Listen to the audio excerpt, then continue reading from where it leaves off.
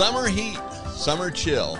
Keep the RV air conditioning in chill mode all summer long. This is Eric Stark with the Smart RVer podcast, delivering the smarts you need to enjoy the freedom of the RV lifestyle without the fear of breaking down. So I want to give a shout out to all the do-it-yourselfers out there who are sharing your stories with me. Some great stuff is going on, roof jobs, siding. So keep it up, and the more you share your stories, the more it helps your fellow do-it-yourselfers. Now, we're in July, and it's come to Montana in July month, and next week, the 28th, 29th, and 30th, we are having an open house. So if you happen to be here, come on by the store. We'd love to meet you. So this brings us to our first section of the show, living the RV life. Yeah, everyone enjoys RVing differently. Some like to get away and do absolutely nothing. You know, break out the chair, just sit around, watch people, watch the grass grow, watch whatever. But others like to do other things, like maybe going out and just eating. It's all about the food, barbecue, you know, it's hot dogs, hamburgers, chips and dip. Well, that kind of gives away my thinking on what I like doing, huh? Or maybe going to different eating establishments, you know, the hole-in-the-wall type of places, or maybe something really nice. But everybody has a different take on what they want to do when they RV. Now, others like to keep busy. You know, they enjoy local activities, maybe golfing, fishing, you know, things that are available there that you're already doing or enjoy doing. And maybe it's something you only do when you go on a trip. You know, maybe fishing is the reason why you go on the trip. Golfing, you do at home and on the trip. But everybody has different things they like to do. But whatever you like to do most of the time, or almost all the time, can be accomplished in an RV. Yeah, you might have hobbies that you think you can only do at home, like building a puzzle, for example. You know, it takes up some space on a tabletop, you know, depending on the size of the puzzle and how many pieces there are. But, you know, a puzzle could be done in an RV. If that's what you wanted to do, or you could put it out underneath your awning on a table and enjoy the outside while you're doing the puzzle.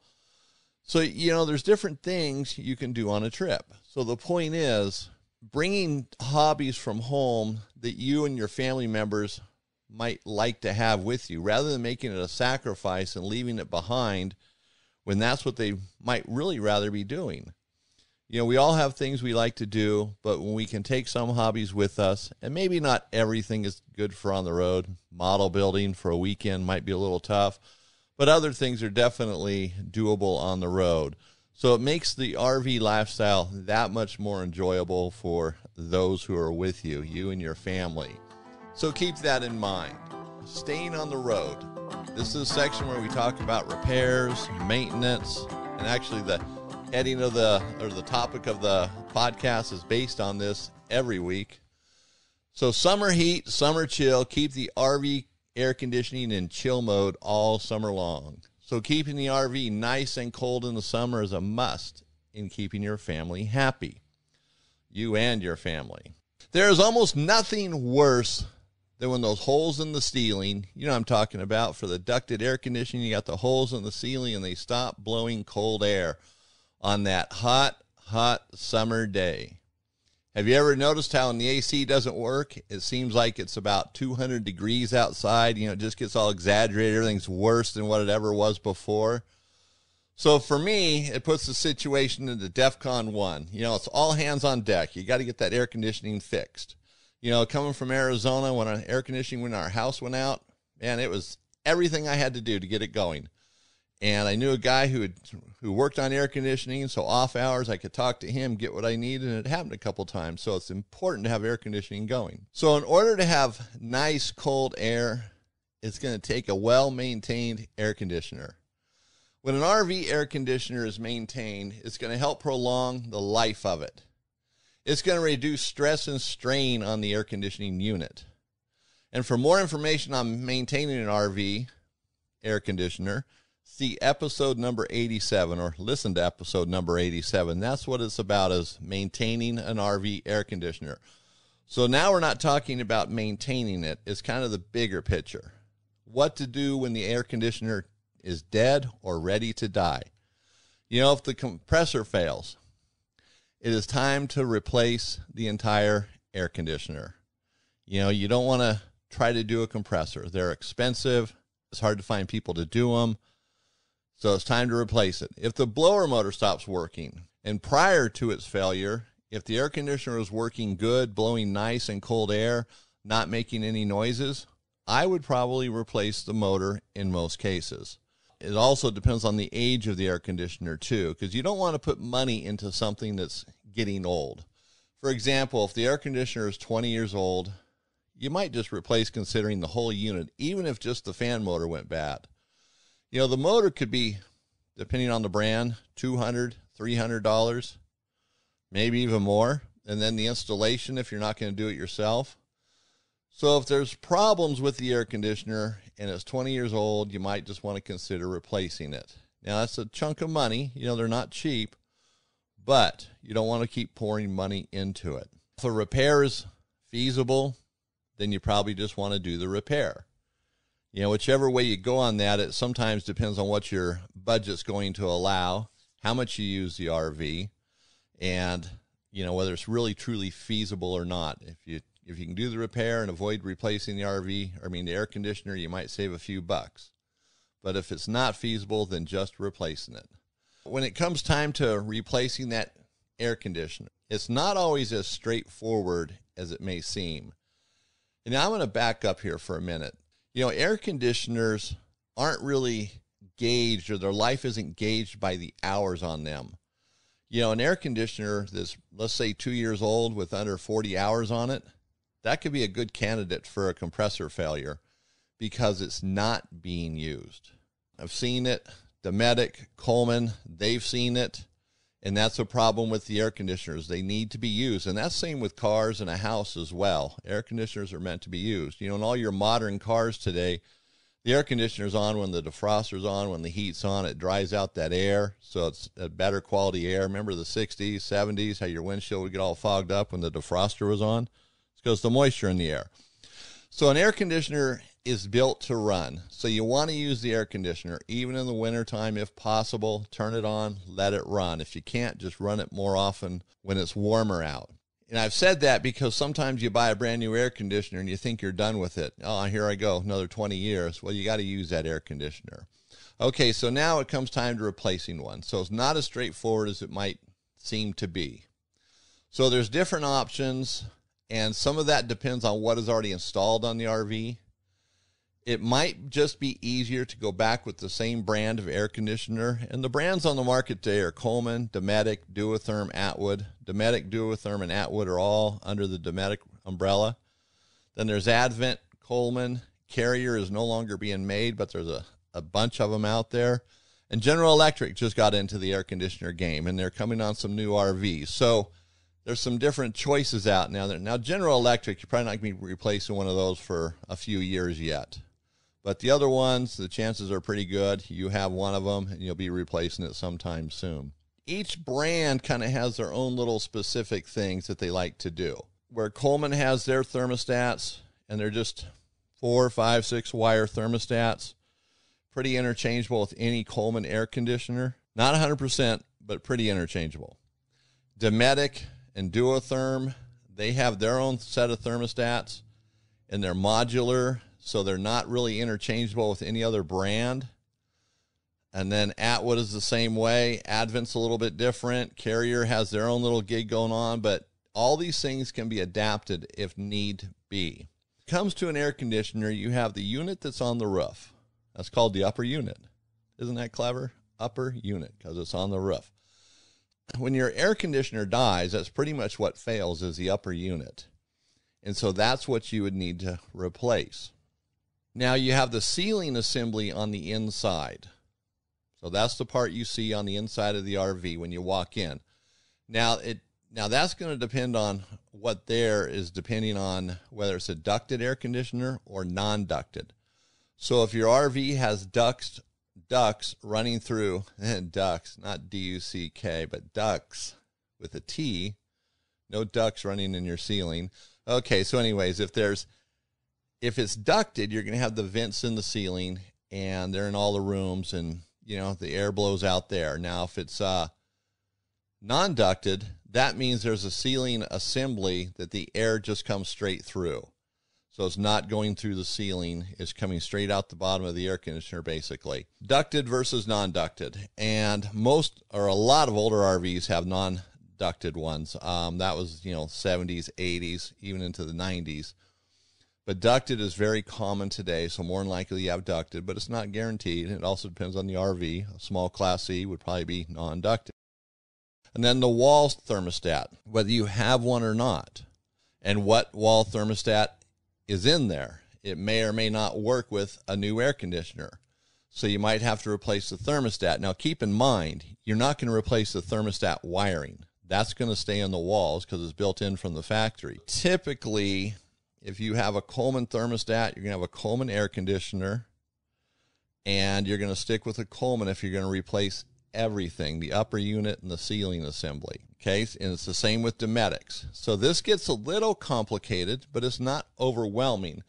And I bring this up because when you're buying an air conditioner, especially if you're buying it online, you have to be very careful of what you purchase. You can't just go buy anything and think that it's going to work. It's better to talk to somebody who knows about them so you get the right components if you're buying online. I recommend buying it in a store. You might pay a little bit more, but you're going to get something, and a warranty is going to be much easier buying it from a local RV dealer than buying it online. And yes, new air conditioners do fail, or they come with cracked parts, broken parts, missing parts. So buying it locally might be a better option. At least that's what I think. Technicians, dealerships, RV stores, they all have their favorite brand of air conditioning units. In some cases, it's what they really like. The technicians are comfortable with them. They get a good deal on them. They buy them in, lots of whatever, 10, 15, 20 at a time. But even the suppliers they buy the air conditioners from, have their favorite air conditioners that they're going to stock. So, sometimes the brand you want might not be the easiest brand to find depending on where you're at. And generally, with a rooftop air conditioner, just about any of the brands are good. I don't think you're going to really notice the difference, like, oh boy, I wish I never bought this Coleman one, or I never wish I bought this Dometic one. Everybody has problems with them, but overall they're all fairly equal. So the big question is, do I have to go back with the same brand? The big answer to that is no, but it's a little more involved than just that. So going back with the same brand will sometimes just make it easier. Price-wise, they're all pretty similar. Maybe not exactly the same, but they're close. Someone is selling you an air conditioner like we sell Furrions. That's what we stock in our store because it's an easier air conditioner. We like it. It's a 14,500 BTU rather than a 13,500, and there's our 15,000 BTU, so this is right in the middle. It's a nice air conditioner. Furrion has a good name in the RV industry, and Furrion products are in a lot of RVs. Now, that being said, that doesn't make them the best out there, top dog because of that, but it is a good brand. So with Furrion, you can get a kit with it that will allow you to install it on any RV with any air conditioner. Well, I should say Coleman or Dometic. Dometic and Duotherm are the same, so that gives you a big option because that's a huge portion of the market. Carrier, Advent, Atwood, they don't have the same market share that Coleman and Duotherm have. They have a big chunk of that market. So that's going to cover a good chunk of the air conditioners out there. In the kit, there's not much to it. It's basically a plug that'll work with a Coleman or a Duotherm, and then it has some adapters and some bolts. And what this does is it allows you to use your ceiling assembly. And this is even easier if you're doing it yourself, because you can just buy that upper unit, a Furrion upper unit, and the adapter kit to work with your Coleman or Duotherm. In fact, the kit works with both. And you can just put that puppy on the roof and be done with it. It's not a real struggle to do. And that's important when you're doing it yourself, because now you don't find yourself going back and forth to the store to buy this, to buy that, the thing they forgot to tell you about, the thing you forgot to ask about, the thing you didn't tell them about. So there's all the variables there. So that makes it much easier. So I'd highly recommend, just keeping your same ceiling assembly and just replacing the upper unit if your ceiling assembly is in good shape. And generally they are. Sometimes they get cracked or, they discolor pretty bad and you might want to replace it because of that. And it's not always that easy to just get an older ceiling assembly either. So it's, if everything's all beat up on the inside, then maybe it's just time to replace it all. And the reason why you'd want to just replace the upper unit and keep the same ceiling assembly hinges on the thermostat. If you have a Coleman thermostat, if you have a Dometic thermostat, it's easier to just leave all of that intact and put the new upper unit on. And now in thermostats for a minute, if you have an analog thermostat and you think, well, I got to really have a digital. The digital is nice. Maybe it gives a little more control over it, depending on your system, the ceiling assembly and such. But it's not going to make the air any cooler. The air is going to be as cold as the air conditioner can give, and that's that. So don't buy it thinking you're going to have all this improvement, and you walk into your RV, it's going to be completely different. Like the walls will change color and new furniture, and look at that fancy rug. It's not like that. It's just cold air. Cold air is cold air, right? So don't get hung up on that. And a lot of people do. So they start changing things because they want to go to a digital thermostat. Not a lot of point in that. And that comes from the air conditioning companies as well. So keep that in mind. So replacing the upper unit and keeping your ceiling assembly sometimes is just going to be the easiest, most sensible thing to do without getting into a whole bunch of extra money, extra time, and complications. But most RV stores, if you need to do both, they can help you walk through that process. Just make sure that you get everything you need the first time, or if they're doing the job, make sure that they quote you right and there's no surprises. Like, oh yeah, we didn't see this one coming, and now you got to buy this $300 Dometic 10-zone wall thermostat to make it work with what you have. Or, oh, by the way, because you're going with this brand, we have to staple wiring on your roof and walls to make the new thermostat work. You don't want to do that. Okay, so there's always a way around this. And even Coleman and Dometic have adapter kits. I mean, they all do. All the brands do, to adapt to a different ceiling assembly. Other than General Electric, they're still working on this. They're new in the game, so they're figuring that out. They're just going for new installations, like at the OEM level right now, but eventually they'll come out with the adapter kits. So I hope that I explained that in a way it makes sense, and the importance of not only keeping your air conditioner maintained, but looking at it when it's getting older, making that decision to replace it when it's time. You don't want to keep it going forever. Okay, so now that brings us to our next stop. And yes, Alexis is back in the studio. Been a couple episodes without her. So how are you today, Alexis? Good. How are you doing, Eric? I'm doing wonderful. Nice. And I see we're talking about Bishop, California. Mm-hmm. Yeah.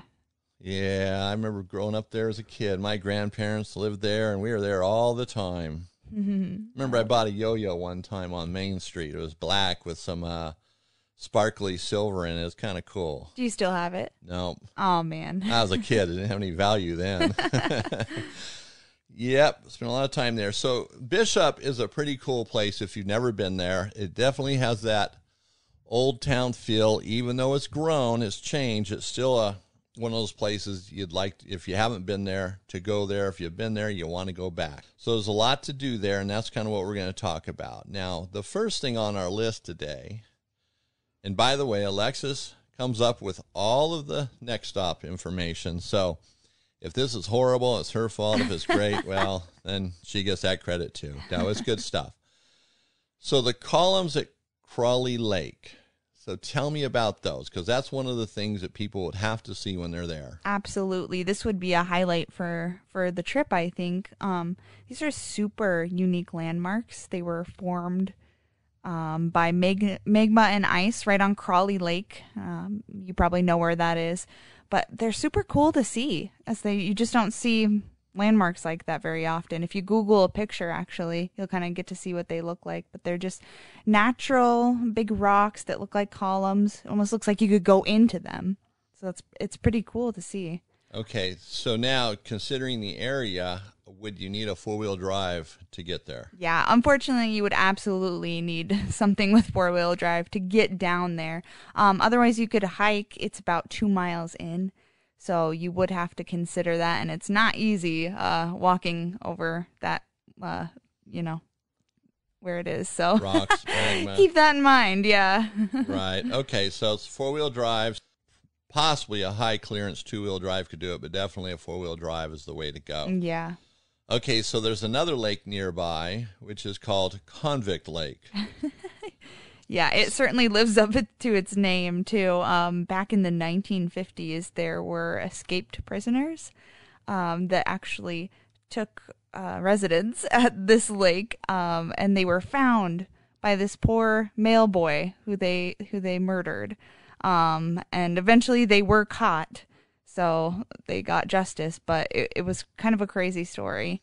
And it's one of the deepest lakes in the Sierra Nevada mountains, which makes it beautiful, and visiting it would be a good idea. Yeah, it's a pretty popular lake. My mother and father-in-law used to go there all the time. My brother and his friends go there all the time.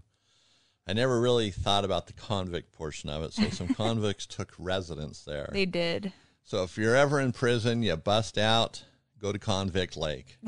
It's a welcoming lake for prisoners is what it sounds like. Sure. Okay, so I mentioned this earlier about hobbies. So if I'm in Bishop and I'm a golfer, is there a golf course for me? Yeah, absolutely. It's called Bishop Country Club.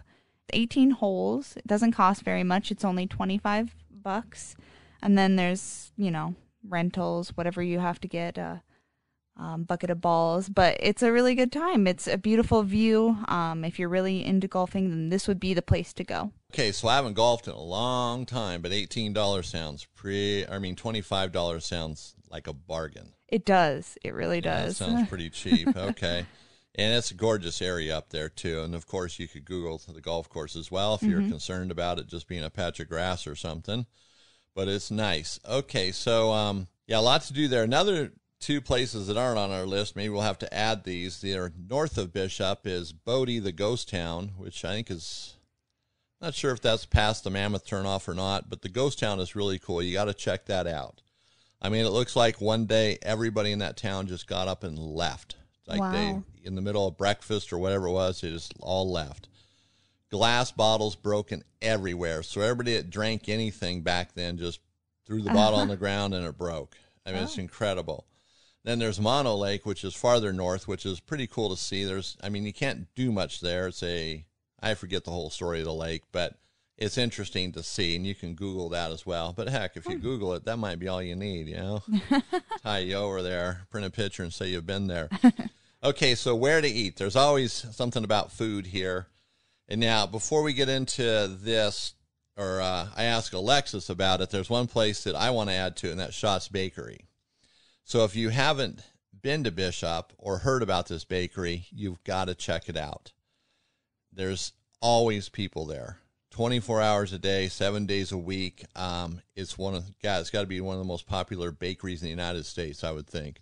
So you have to check that out. And it's been there forever. It's got kind of a Swedish trend to it, I guess. I think that's the right country. I don't want to offend anybody. Okay, so what else is there in Bishop? Places to eat, Alexis? Oh, man, I'm still hung up on the bakery. It sounds so good right now. But if you're looking for something else, they've got barbecue. They've got Holy Smoke Barbecue. I love that name. They've got the Pizza Factory. Can't go wrong with pizza. And they've got Whiskey Creek, which is a little bit fancier. So if you were thinking about getting dressed up and going out for the night, Whiskey Creek would be the answer to that. Okay, so, and that's just a few of many up there. There's a lot of places in Bishop to eat. In fact, there's a lot to do there in general. Bishop's a great hub to venture out from there. I mean, you could, Death Valley it's not right next door, but it's close enough by where you could do that, turn that into a day trip. And we've talked about Death Valley. So there's a lot to do from Bishop. And of course, the next question is there some place to stay? Yeah, absolutely. There's a place for everyone.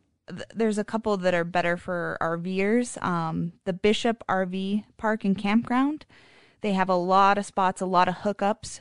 So if you're taking your RV with you, hopefully you are, then that is the place you might want to check out first. And then Creekside RV Park is also a good spot for RVers. You can also stay in Highlands RV Park.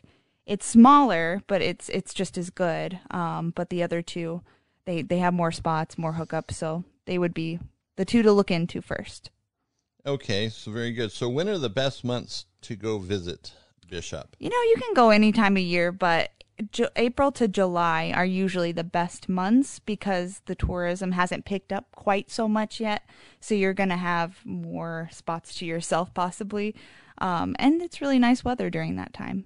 Yeah, especially April, May, and that time because it's, Bishop gets cold during the winter time. It's at the base of the Sierra Nevadas. So it's going to have that cold weather. The roads can be icy. They can get snow, but it's not like snowed in. So that would be a good time to go. In fact, if you're going to go to Bishop, you got to buy out more in a weekend, a week, 2 weeks. That whole 395 corridor run along the Sierra Nevadas, there's so much to see there. There's just so many little towns, cool places to go, things to see. So you want to check that out. And Mammoth isn't that far away. Maybe we'll have to do something on Mammoth if it's not already on our list, is it? Yeah, it is actually. Okay, so there you go. So maybe the next podcast we'll do Mammoth because it's so close by, and then maybe we'll have to do something on Bodie as well.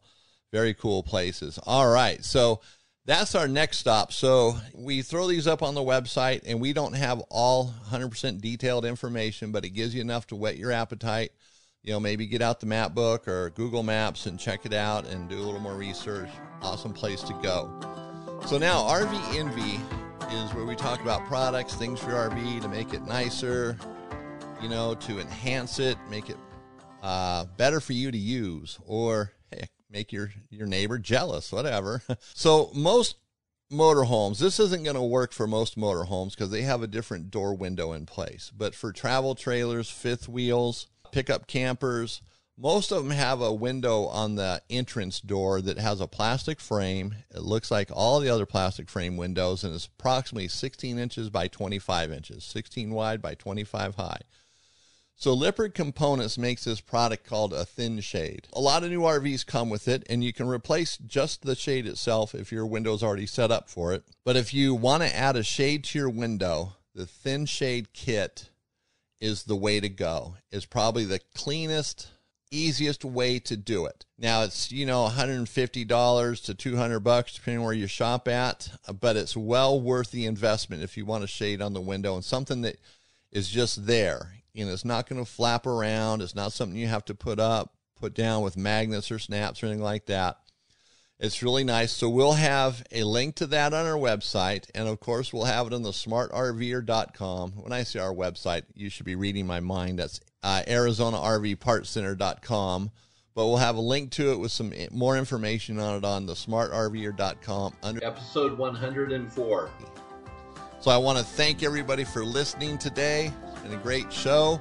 This is Eric Stark with the Smart RVer Podcast. It's been great hanging out with you. If I don't see you on the road, let's connect at thesmartrver.com.